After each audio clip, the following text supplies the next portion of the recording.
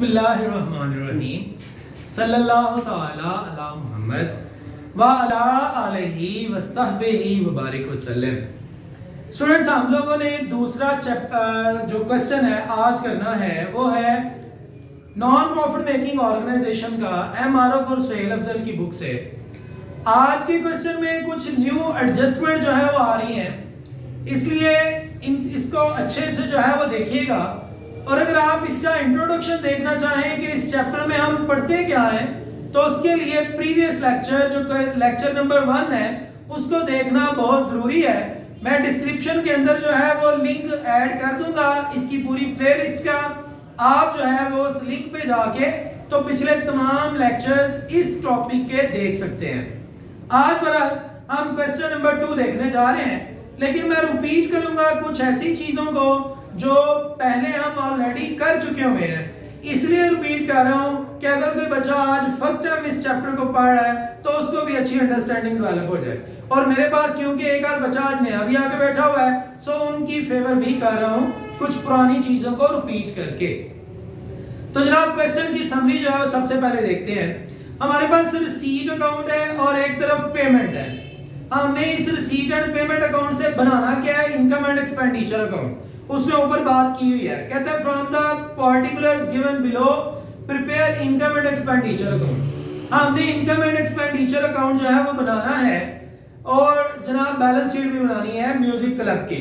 1 अप्रैल 2003 को ये बिजनेस शुरू हुआ था, बिजनेस नहीं ये अदारा शुरू हुआ था और साल खत्म हो रहा है 31 मार्च 2004 को। तो हमारा जो साल है वो 2 सालों पर मुश्तमिल है।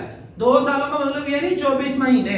असल में जनाब 1 अप्रैल 2003 से काम शुरू हुआ है और जाहिर है 12 माह जब पूरे करेंगे तो 2004 के भी 3 महीने लेने पड़ेंगे। तो आपने याद रखना है आपके साल का नाम 2003 एंड 4 है, ये आपका साल है। अब देखते हैं इसमें रिसीट्स उसने जो दी हैं। हमने रिसीट अकाउंट से, बेटा आपके लिए बात कर रहा हूं जी, हमने ना रिसीट अकाउंट से बनानी है इनकम साइड। सर कौन सी रिसीट्स हमने लेनी है? अगर ये नजर यहां से ना भी आ रहा हो तो आप तवज्जो से सुन लीजिएगा जो व्यूअर्स हैं। तो जनाब हमने रिसीट अकाउंट को उठा के लिखना है इनकम साइड पे। कौन सी रिसीट्स को? वो रिसीट्स जो रेवेन्यू रिसीट्स हैं। रेवेन्यू रिसीट्स ऐसी तमाम वसूलियों को कहते हैं जो हमें बार बार मिलती हैं। जो वसूलियां हमें बार बार मिले उनको कहते हैं रेवेन्यू रिसीट्स। और रेवेन्यू रिसीट्स को हमने हमेशा कहां लिखना है? इनकम साइड पे। और एक्सपेंडिचर साइड पे हमने तमाम रेवेन्यू पेमेंट्स को लिखना है। पेमेंट कहते हैं अदायगी को। तो ऐसी तमाम अदायगियां जो हम बार बार करें उनको हम कहते हैं रेवेन्यू पेमेंट्स। रेवेन्यू पेमेंट्स को हमने एक्सपेंडिचर साइड पर लिखना है और रेवेन्यू रिसीट्स को हमने इनकम साइड पर लिखना है। उसने हमें सवाल के अंदर रिसीट एंड पेमेंट अकाउंट जो दिया ना, उसमें उसने रिसीट्स और पेमेंट्स दोनों मिक्स करके दी हुई हैं। रेवेन्यू रिसीट भी दी है, कैपिटल रिसीट भी दी है। सॉरी, कैपिटल रिसीट क्या होता है? ऐसी तमाम वसूलियां जो हमें कभी कभार मिले और ऐसी तमाम अदायगियां जो हम कभी कभार करें उनको कैपिटल पेमेंट कहते हैं। तो याद रखिएगा आपके पास ये जो रिसीट साइड है, रिसीट साइड पर उसने रेवेन्यू रिसीट भी दी है, कैपिटल रिसीट भी दी है। ये जो पेमेंट साइड है, पेमेंट साइड पे भी उसने कैपिटल पेमेंट भी दी है, रेवेन्यू पेमेंट भी दी है। तो हमने उनमें से कौन कौन सी लेनी है वो मैं ऊपर आपको लिख के दे चुका हूं। सवाल आप लोगों ने जब भी स्टार्ट करना है प्रॉपर जो है वो फॉर्मेट बना के ऊपर अदारे का नाम, दूसरे नंबर पे इनकम एंड एक्सपेंडिचर अकाउंट, तीसरे नंबर पे फॉर द ईयर एंडेड, ये पूरी चीजें लिखने के बाद आपने आगे चलना है और सेम बैलेंस शीट पे भी आप लोगों ने करना है। तो जनाब हम लोगों ने अब पढ़ते हैं कि कौन कौन सी चीज लिखनी है और कौन सी नहीं लिखनी। कौन सी लिखनी है वो मैं आपको बता चुका हूं कि आपने कौन सी लिखनी है। आपने वो तमाम रिसीट्स को लिखना है जो हमें बार बार मिलती हैं, वो तमाम पेमेंट्स को लिखना है जो हम बार बार करते हैं। तो अब जरा मैं बताता हूं कि कौन कौन सी लिखेंगे और कौन सी नहीं। ले जी, रिसीट साइड पे लाइफ मेंबरशिप फी, फिलहाल तो हम इसको कहेंगे लिखना है, लेकिन एडजस्टमेंट में अगर उसके रिलेटेड उसने कुछ बोला हुआ तो फिर हम उसकी एडजस्टमेंट को फॉलो करेंगे। फिलहाल आप ध्यान में रखिए, इसको लिखेंगे। डोनेशन लिखेंगे, एंट्रेंस फी लिखेंगे, सब्सक्रिप्शन लिखेंगे, इंटरेस्ट ऑन सिक्योरिटीज लिखेंगे, rent on a part of building let out, हमने बिल्डिंग का एक हिस्सा किराए पे दिया हुआ है लिखेंगे, annual grant from the state government, government से हमें हर साल कुछ पैसे मिलते हैं, ये भी लिखेंगे। ये जिनके साथ मैंने बोला ना लिखेंगे, ये वो तमाम वसूलियां हैं जो हमें बार बार मिलती हैं, इसलिए इनको लिखेंगे, ये रेवेन्यू रिसीट्स हैं। और अब बात करते हैं पेमेंट्स की। लैंडेड बिल्डिंग खरीदने के लिए हमने पेमेंट की है, नहीं लिखेंगे, ये हमारा एसेट है, एसेट लंबे अरसे तक यूज होता है, इसकी पेमेंट हमने बार बार नहीं करनी है। आपने एक बार बिल्डिंग खरीद ली है तो आप दोबारा उसकी पेमेंट नहीं करेंगे। नेक्स्ट कंसर्ट एक्सपेंस लिखेंगे क्योंकि ये बार बार होते हैं। फर्नीचर कभी कभार है, इसको नहीं लिखेंगे। नेक्स्ट मेरा बेटा आपके पास है purchase of public address system. Public address system कहते हैं साउंड सिस्टम को, साउंड सिस्टम जो है वो हमारा एसेट है, इसको भी नहीं लिखना। सैलरीज लिखेंगे, क्यों जी? सैलरीज कभी कभी देते हैं कि बार बार, यहाँ बार बार से मुराद स्टूडेंट हर रोज नहीं है, हर महीने भी नहीं है, बार बार से मुराद रूटीन में हो, बेशक वो साल बाद हो रूटीन में। अगर हर साल भी आप कुछ पे कर रहे हैं तो रेवेन्यू रिसीट और रेवेन्यू पेमेंट के खाते में आएगा। तो जनाब उसके बाद है सैलरी लिखेंगे, प्रिंटिंग लिखेंगे, टेलीफोन चार्जेस लिखेंगे, इन्वेस्टमेंट एसेट है, नहीं लिखेंगे। उसके बाद annual award for the musician of the year, सबसे अच्छा जिसने म्यूजिक बजाया जनाब, तो उसको जब हर साल हम अवार्ड देते हैं, हर साल दे रहे हैं जी, एनुअल है, तो ये रूटीन से हो रहा है, बिल्कुल रूटीन से है, इसको लिखेंगे। फाइनल नींद नहीं आ गई। नेक्स्ट है हमारे पास cash in hand, cash at bank, ये हमारा एसेट है, इसको भी हम नहीं लिखेंगे। आगे देखिए जी, हमारे पास एडजस्टमेंट है, 1/3 of the entrance fee was to be credited to revenue. कहता है जो एंट्रेंस फी है ना उसका 1/3 रेवेन्यू है। मैंने कहा था एंट्रेंस फी सारी की सारी लिखनी है, लेकिन आप जरा देखिए एंट्रेंस फी है कितनी, 6000, उसका 1/3 लिखना है। 1/3 का मतलब है 2000 लिखना है, बाकी नहीं लिखना। 1/3 of the entrance fee was credited to revenue, और मैं पहले कह चुका हूं रेवेन्यू रिसीट लिखनी है और रेवेन्यू पेमेंट लिखनी है। मतलब ये कि हमने रेवेन्यू नेचर की चीजों को लिखना है। सो अगर उसने कहा है कि एंट्रेंस फी का 1/3 सिर्फ रेवेन्यू है तो हम 1/3 लिखेंगे, बाकी नहीं लिखेंगे। फिर कहता है donation and life membership fee are to be capitalised. मैंने कहा था डोनेशन भी लिखनी है और लाइफ मेंबरशिप फी भी लिखनी है, वो कह रहे नहीं, ये दोनों की दोनों ही कैपिटलाइज है। जो चीज कैपिटलाइज हो हम उसको नहीं लिखते, तो कैपिटलाइज चीजों को जो है वो हम कहां लिखते हैं? कैपिटलाइज चीजों को हमने लिखना है लायबिलिटी साइड पे, बैलेंस शीट में जाके।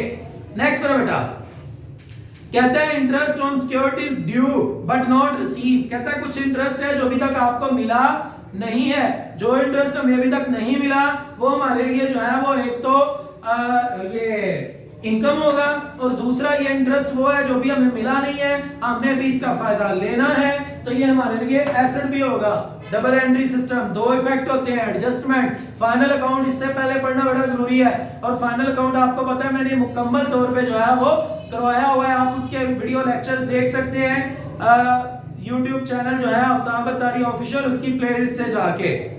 तो जनाब अली उसके बाद है, थोड़ा सा सर वेट कर लें, उसके बाद जनाब हमारे पास है depreciation on land and building, furniture, इन दोनों के ऊपर हमने जनाब डेप्रिसिएशन 5% लेनी है।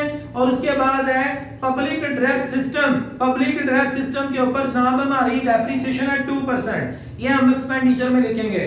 और इसके अलावा वो कह रहे हैं एंड आउटस्टैंडिंग सब्सक्रिप्शन फॉर 2003 और 4 की जब सब्सक्रिप्शन है वो 200 रुपीस है। मैंने आपको सवाल शुरू करने से पहले बताया था कि जो हमारा सवाल है वो 2003 से 4 का है, तो आपने 3 से 4 अपना साल समझ रहे हैं, ये हमारा अपना मौजूदा साल है। तो जनाब मौजूदा साल की सब्सक्रिप्शन जो है वो भी रहती है जो हमने लेनी है 200, इसको सब्सक्रिप्शन में ऐड करेंगे। एंड एडवांस सब्सक्रिप्शन, और वो सब्सक्रिप्शन जो आप एडवांस में ले चुके हुए हैं वो आपके लिए लायबिलिटी है। याद रखिएगा मौजूदा साल की सब्सक्रिप्शन को ऐड किया करेंगे, पिछले साल की और अगले साल की अगर सब्सक्रिप्शन साल में होगी तो उसको माइनस किया करेंगे। जनाब अली इसके बाद है हमारे पास अनपेड सैलरीज। तो अनपेड सैलरी जो है वो 2003-4 की है, वो 125 है। क्वेश्चन मैं सारा पढ़ चुका हूं। तो जनाब अब हमने जो है वो क्वेश्चन जो है वो सॉल्व करना है। तो देखते हैं जी हमने जो है वो इसमें किस तरह से चीजें जो है वो नोट करनी है। तो जनाब अली आप जो है वो हम क्वेश्चन की तरफ आ रहे हैं। मैंने जो इब्तदाई बातें बताई हैं उनको जहन में रखिएगा, इंशाल्लाह ताला आपको अच्छी अंडरस्टैंडिंग होगी। भाई अगर चाहते हैं कि कल भी आके पढ़ें तो आज आके ये सवाल समझना जरूरी है। आज समझ आया होगा तो आप कल पढ़ने आएंगे। तो आज समझने के लिए अटेंटिव होकर बैठना जरूरी है, वरना आप ये कहेंगे भाई सही नहीं पढ़ाता। उसके बाद जनाब अब हम शुरू कर रहे हैं एक्सपेंडिचर अकाउंट। एक्सपेंडिचर साइड में हमने कौन सी चीजें लेनी है? Revenue payments. रेवेन्यू पेमेंट्स वो होती हैं जो बार बार हम अदा करते हैं। अब आप अपने सवाल में जाएं, वहां पर चेक करें रेवेन्यू पेमेंट कौन कौन सी है और उसके रिलेटेड अगर कोई एडजस्टमेंट होगी तो आप फौरन से मुझे गाइड करेंगे। जी जनाब, सबसे पहले कॉन्सर्ट एक्सपेंसेस। Concert expense. जी कॉन्सर्ट एक्सपेंस जो है ये आपके यहाँ लिखे जाएंगे क्योंकि ये वो एक्सपेंस हैं जो हर साल होने हैं, बार बार होने हैं। 10,000। और जी सैलरी इसकी एडजस्टमेंट भी है। सैलरी कितनी है? 800। और एडजस्टमेंट के अंदर बता रहे हैं आउटस्टैंडिंग सैलरी। आउटस्टैंडिंग सैलरी वो सैलरी होती है जिसका जो हमने अभी अदा करनी है, क्योंकि ये वो सैलरी है जो भी अदा करनी है तो ये आपकी लायबिलिटी भी है और साथ में ये वो सैलरी है जिसका आपने फायदा ले लिया और आपने अभी तक अदा नहीं की। भाई अगर आप नोट करना चाहते हैं ना भाई, आप तमाम व्यूअर्स पे अगर आप नोट करना चाहते हैं तो आप बाद में जो है नोट कर लीजिएगा, स्टॉप कीजिएगा, आफ्ताब साहब होती रुक जाते आप नोट कर लीजिएगा। या बड़ी शॉर्ट सा इसका सॉल्यूशन है, आप मार्केट से सॉल्यूशन उठा लें, आपके पास सब कुछ नोट पड़ा हुआ है तो आप जो है वो अच्छे से समझ लें। सेम टू यू पीपल, आप अच्छे से समझ लें, किला में नाल लग गया पुट के नहीं करना जी, आप बाद में नोट कर लीजिएगा। तो जनाब सैलरी जो है ये हमारी यहाँ लिखी है और आउटस्टैंडिंग सैलरी वो सैलरी है जो हमने अभी अदा करनी है। अदा अभी करनी है इसलिए लायबिलिटी है, यहाँ पर भी आएगी और क्योंकि फायदा ले लिया है तो इसलिए वो एक्सपेंस भी है, वो एक्सपेंडिचर साइड पे भी आएगा। याद रखें स्टूडेंट्स, हमने एक्सपेंडिचर में वो चीजें लिखनी है जिनका फायदा ले लिया हो। तो आपने जो सैलरी अदा करनी है, जो आपकी जिम्मेदारी है, आपने क्यों अदा करनी है? क्योंकि आपने फायदा लिया होगा, वरना बगैर वजह के तो आप किसी को नहीं ना कहते यार मैं तेरे पैसे देने हैं। आपने जब उससे फायदा लिया हो तब भी आपने उसके पैसे देने होते हैं। तो हमने क्योंकि फायदा ले लिया लिहाजा हमने अभी वो सैलरी जो है वो अदा करनी है, तो लायबिलिटी है। फायदा ले लेने की वजह से वो एक्सपेंस है, तो इसलिए आउटस्टैंडिंग कोई भी एक्सपेंस आपके पास आएगा, आउटस्टैंडिंग कोई भी पेमेंट आपके पास आएगी, आप उसको एक्सपेंडिचर साइड पर लिखेंगे एड आउटस्टैंडिंग सैलरी। वो कितनी है जी? 125 जी बेटा 925। हाँ अगर आपको ये लगे कि यार कुछ की पॉइंट्स हैं जो सर बता रहे हैं वो लिखने जरूरी हैं तो जनाब आप जो है वो अपने कान और अपनी आंखें वो जो है वो लेक्चर की तरफ रखें और हाथ जो है वो आपका नीचे रजिस्टर के ऊपर चल रहा है तो हमें कोई एतराज नहीं है। जनाब अली दो चीजें हो गई, उसके बाद printing and stationery. Printing and stationery. Printing and stationery 600। Telephone expense. Telephone expense 300। जी बेटा annual award for the annual award जी 3800। और जी बस जी ये हमारे पास तमाम स्टूडेंट्स जो है वो एक्सपेंस आ चुके हैं, हमने तमाम एक्सपेंसेस को लिख लिया है। अब जो है वो हम चलते हैं इसमें इनकम साइड पे, फिर बाद में एडजस्टमेंट देखेंगे कि कौन कौन सी एडजस्टमेंट रह गई है। अब जो है वो इनकम साइड पे है। इनकम साइड पे हमने चीजें कहां से लेनी है? रिसीट साइड से। कौन सी रिसीट्स? Revenue receipt. वो रिसीट जो हमें बार बार मिलती हैं जी, कौन कौन सी है वो? लाइफ मेंबरशिप फी। लाइफ मेंबरशिप फी, लाइफ ये तो कैपिटलाइज है। जो चीज कैपिटलाइज होगी उसको हमने नहीं लिखना, ये कल भी बात हो चुकी है। एंट्रेंस फी भी कैपिटलाइज नहीं है, उसका 1/3 रेवेन्यू है। ठीक है जी। एंट्रेंस फी कितनी जी? 6,000. 6,000। तो उसने कहा था इसका 1/3 रेवेन्यू है, तो हमने एंट्रेंस फी जो 6,000 है उसका 1/3 निकाला तो आया 2,000। तो 2,000 हमारा रेवेन्यू नेचर का है और बाकी जो है 4,000 वो कैपिटलाइज होगा, उसको बैलेंस शीट में लेके जाएंगे। जो कैपिटलाइज चीजें होंगी वो बैलेंस शीट में जाएगी। आगे जी, सब्सक्रिप्शन चंदा है जो हम आम तौर पे वसूल करते हैं लोगों से जी। 6,000 अपने मेंबर से जो चंदा वसूल करते हैं ये वो है सब्सक्रिप्शन के अंदर ऐड करनी है मौजूदा साल की सब्सक्रिप्शन और माइनस करनी है पिछले या अगले साल की सब्सक्रिप्शन। तो मौजूदा साल हमारा 2003-4 है, 3-4 की जो सब्सक्रिप्शन है वो ऐड होगी। ऐड सब्सक्रिप्शन रिसीवेबल जी कितनी है 200 माइनस सब्सक्रिप्शन इन एडवांस, वो सब्सक्रिप्शन जो एडवांस में ली है 400, आंसर 5800। भाई बात समझ आई ना। मौजूदा साल की सब्सक्रिप्शन को हम जो है वो ऐड किया करेंगे और पिछले और जनाब अगले साल की जो सब्सक्रिप्शन होगी उसको हम जो है वो माइनस किया करेंगे जी बेटा। Interest on securities, interest on securities, interest on securities जी। इंटरेस्ट ऑन सिक्योरिटी की एडजस्टमेंट है, इंटरेस्ट ऑन सिक्योरिटी है कितना 400। अब बड़े एडजस्टमेंट में वो क्या कह रहा है, interest on securities due but not received जी। कहता है इंटरेस्ट ऑन सिक्योरिटी अभी रहता है, जो भी आपने लोगों से लिया नहीं है तो रहता है, तो है तो आपकी इनकम ना, इसलिए इसको ऐड करेंगे। Add interest receivable.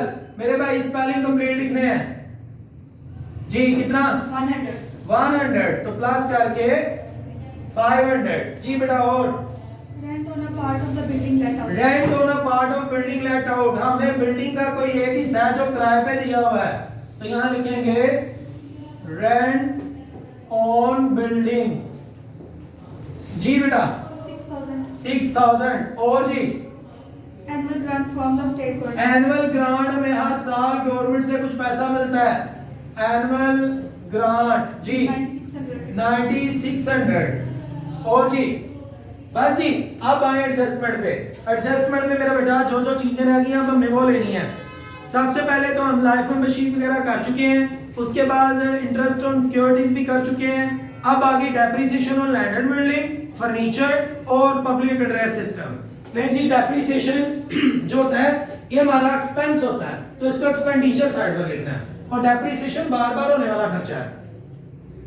Depreciation on जी किस किस पे है, land and building, depreciation on, इसको मेन हेडिंग बना लेते हैं, इसके नीचे लिख लेते हैं किस किस पे है, लैंड एंड बिल्डिंग पे, फर्नीचर पे पब्लिक एड्रेस और पब्लिक एड्रेस सिस्टम पे, पब्लिक एड्रेस सिस्टम पे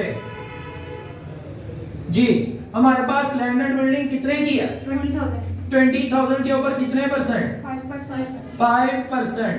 और फर्नीचर कितने का 2,500 कितने परसेंट 5%, 5%। पब्लिक एड्रेस सिस्टम कितने का 4,000 कितने परसेंट 2%। जी मेरा बेटा अब मुझे बताएं सबके आंसर्स।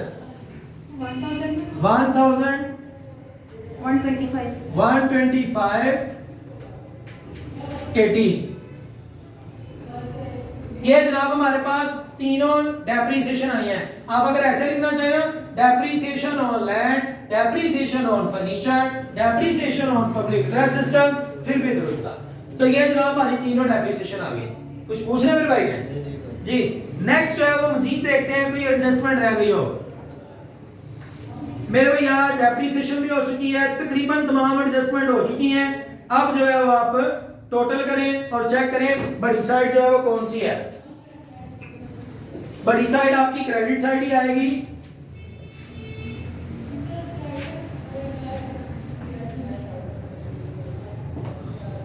जी क्या आंसर आ गया स्टूडेंट्स? इसकी बेसिक्स आप लोगों को अगर याद रहेगी तो आपके लिए ये क्वेश्चन इजी होगा। और इसकी बेसिक्स के अंदर फाइनल अकाउंट है, क्योंकि बैलेंस शीट में जो हम दो वो एडजस्टमेंट कर रहे हैं, एक एडजस्टमेंट का इफेक्ट इधर एक उधर, तो वो हमने फाइनल अकाउंट में सीखा होता। लेकिन अगर आप फर्ज करें फर्स्ट टाइम सीख रहे हैं तो मैं एक्सप्लेन जरूर कर रहा हूं कि आप लोगों को जो है वो बात समझ आ जाए। जी मेरा बेटा 23,900 ये बड़ी साइड है, इधर भी लिखा, इसमें से ये सारी चीजें माइनस कर दी तो आपका जो है वो आंसर क्या आ गया 7070। इसको हम बोलेंगे सरप्लस। ले जी सरप्लस हमारे पास आ चुका है। अब आ रही है बैलेंस शीट की। बैलेंस शीट भी जब आपने करनी है तो प्रॉपर फॉर्मेट बना के करनी है। अब देखते हैं हमारे पास एसेट कौन कौन सा है। आपके पास लैंड एंड बिल्डिंग एसेट है, बैलेंस शीट ही है इधर, कैश इन हैंड और कैश एंड बैंक है, वो दोनों आपके एसेट हैं, उनको हम लिखेंगे जी कैश इन हैंड। जी मेरा बेटा 1000, कैश एंड बैंक 2000। और उसके बाद अब आप बात करें मजीद हमारे पास एक ये वाला एसेट है सब्सक्रिप्शन रिसीवेबल। वो सब्सक्रिप्शन जो अभी हमें मिली नहीं है, लेनी तो है ना। एसेट कहते हैं किसको भैया? एसेट हर उस चीज को कहते हैं जिसका फायदा अभी आपने लेना हो। तो हमने जिसका फायदा लेना है वो हमारा एसेट है। तो जनाब सब्सक्रिप्शन जो है वो वाली सब्सक्रिप्शन जो भी हमने रिसीव करनी है 400, ये हमारा एसेट है क्योंकि अभी इसका फायदा लेना है। सब्सक्रिप्शन रिसीवेबल, मेरे भैया स्पेलिंग कंप्लीट जी। सब्सक्रिप्शन रिसीवेबल है 200। इसके अलावा इंटरेस्ट रिसीवेबल, वो इंटरेस्ट जो भी आपने रिसीव नहीं किया इसका भी अभी हमने फायदा लेना है, फिर ये भी हमारा एसेट है। यहां लिखेंगे इंटरेस्ट रिसीवेबल, वो है हमारे पास 100।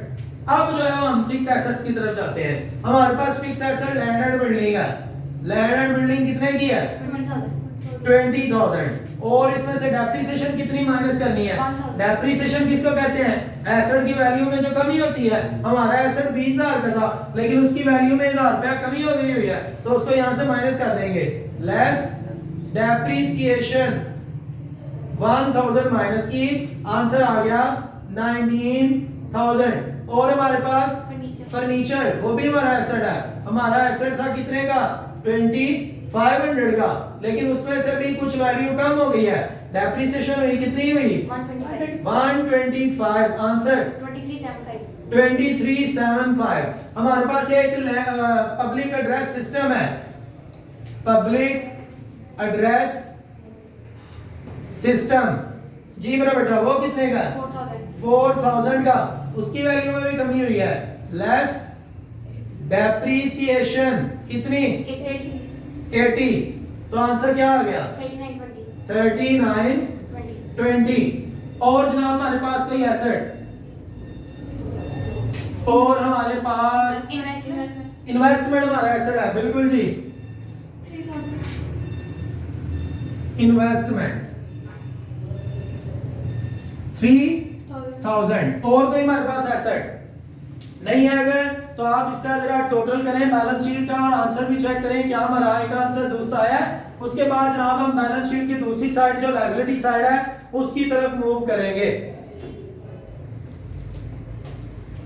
जी मेरा बेटा जी ओके हो गया। टोटल क्या है? 31,595। ये हमारे पास जनाब बैलेंस शीट की एसेट साइड इक्वल आ चुकी है। आप जरा देखते हैं लायबिलिटी साइड को भी।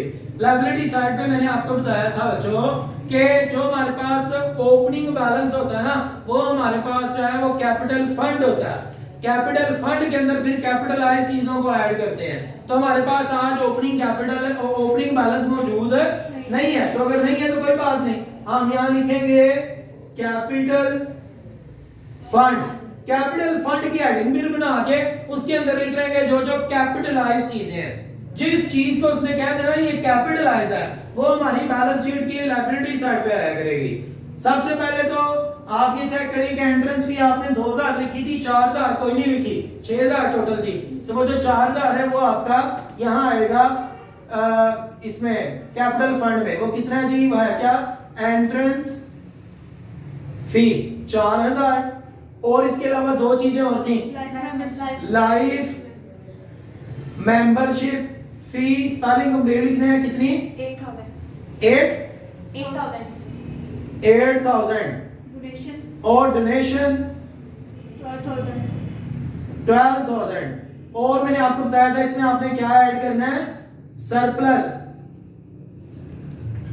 जी सरप्लस कितना है 7070 इन चारों चीजों को आप प्लस कर लें या आपका कैपिटल फंड बन जाएगा जी 31,070 इसके अलावा आपकी आउटस्टैंडिंग सैलरी वो सैलरी जो आपने अभी तक अदा नहीं की वो भी आपकी लायबिलिटी है आउटस्टैंडिंग सैलरी 125 फिर इसके अलावा आपने कुछ डोनेशन लोगों से एडवांस में ले ली हुई है जो पैसे आप लोगों से एडवांस में ले रहे हैं जिस तरह देखें आप सारे बच्चे बैठे हैं मैंने आपसे एडवांस में पैसे लिए हैं वो जो मैंने एडवांस में पैसे लिए हैं वो मेरे ऊपर लायबिलिटी है कि मैंने आपको पढ़ाना है इसी तरह जब हम वो ऑर्गेनाइजेशन वाले हैं और हम लोगों से एडवांस में कुछ पैसे ले रहे हैं एडवांस में चंदा ले ले अगले साल का भी आज ही ले ले तो वो हमारे ऊपर लायबिलिटी है तो ये जो आपने सब्सक्रिप्शन इन एडवांस ली हुई है